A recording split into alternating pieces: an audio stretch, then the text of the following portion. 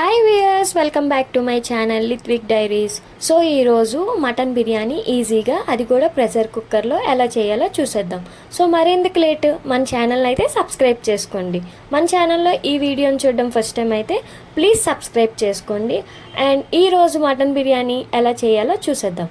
So ముందుగా మనం stove on చేసుకొని దాని మీద కుక్కర్ పెట్టుకొని అందులో కొంచెం నెయ్యి, అలానే సరిపడ్డ నూనె ఆయిల్ వేసుకోవాలి.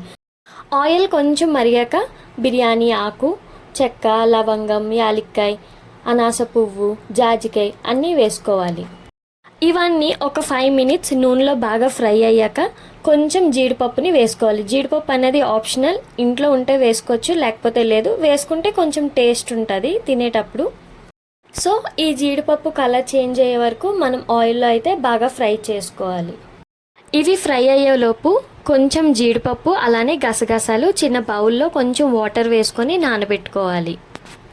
ఈ మటన్ బిర్యానీ రెసిపీ చాలా అంటే చాలా ఈజీ. లైక్ వంట నేర్చుకోవడం కొత్త అంటే బిగినర్స్కి ఈ వీడియో యూజ్ అవుతుంది. ఇప్పుడు చిన్న ఆనియన్స్, 2 to 3 ఆనియన్స్ని సన్నంగా కట్ చేసుకొని, అలానే పచ్చిమిరపకాయలని ఒక 3 to 4 పచ్చిమిరపకాయలని సన్నంగా కట్ చేసుకొని ఈ ఆయిల్లో వేసుకొని బాగా ఫ్రై చేయాలి. ఒక 5 మినిట్స్ ఆనియన్ కలర్ చేంజ్ అయ్యే వరకు బాగా ఫ్రై చేసుకోవాలి. ఉల్లిపాయలు, పచ్చిమిరపకాయలు ఆయిల్లో బాగా ఫ్రై అయ్యాక ఇప్పుడు మనం చిన్న సైజు టమాటాలు 2 కట్ చేసుకొని వేసుకోవాలి.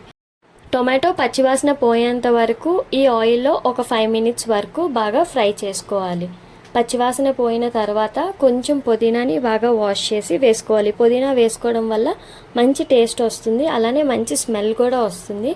సో ఇలా పుదీనా వేసిన 2 మినిట్స్ తర్వాత మనం ముందుగా మటన్ని నీట్గా వాష్ చేసుకొని 6 to 8 విజిల్స్ వచ్చినంత వరకు కుక్ చేసుకున్నాం.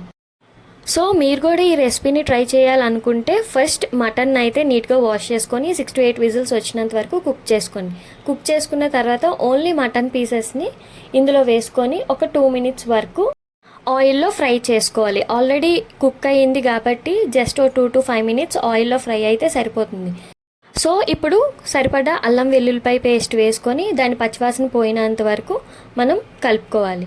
ఇప్పుడు ఇందాక చెప్పాను కదా, ముందుగా మనం జీడిపప్పు అలానే గసగసాలని నానబెట్టుకొని ఉంచాలని. అలా నానబెట్టుకోవడం వల్ల ఏంటంటే మనకి పేస్ట్ చేసుకోవడానికి ఈజీగా ఉంటుందన్నమాట. సో దాన్ని మనం పేస్ట్ చేసుకొని ఇందులో వేసుకోవాలి. సరిపడా సాల్ట్, అలానే పెరుగు ఆప్షనల్, మీకు ఇష్టం ఉంటే వేసుకోవచ్చు, లేకపోతే లేదు. సో మీరు స్కిప్ చేయొచ్చు ఇష్టం లేకపోతే. నేను బిఫోర్గా వీడియోలో చూపించాను కదా గసగసాలని, జీడిపప్పుని, దాన్ని పేస్ట్ చేసుకొని ఇందులో వేసుకోవాలి.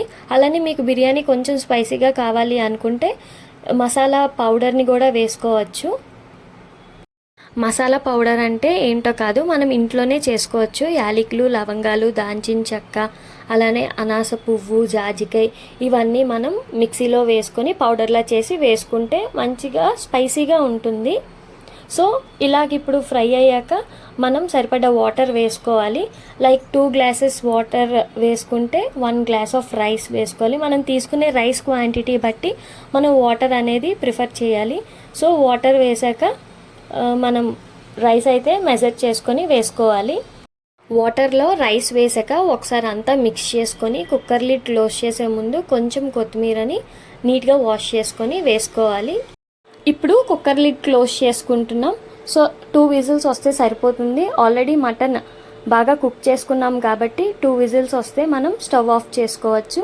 స్టవ్ ఆఫ్ చేసుకున్న తర్వాత కుక్కర్లో ప్రెషర్ అంతా పోయాక కుక్కర్ లిడ్ ఓపెన్ చేసుకుంటే బిర్యానీ రెడీ. యమ్మీ యమ్మీ టేస్టీ మటన్ బిర్యానీ అయితే రెడీ అయిపోతుంది. సో చాలా అంటే చాలా సింపుల్ రెసిపీ, చెప్తున్నా కదా, చాలా ఈజీగా చేసుకోవచ్చు. వంట రాని వారు కూడా ఈజీగా చేసుకునే స్టైల్లో అయితే నేను వీడియో పెట్టాను. సో మీకు ఈ వీడియో యూజ్ అవుతుందని అనుకుంటున్నాను. వీడియో నచ్చినట్టయితే ఫ్రెండ్స్ అండ్ ఫ్యామిలీకి ప్లీజ్ షేర్ చేయండి.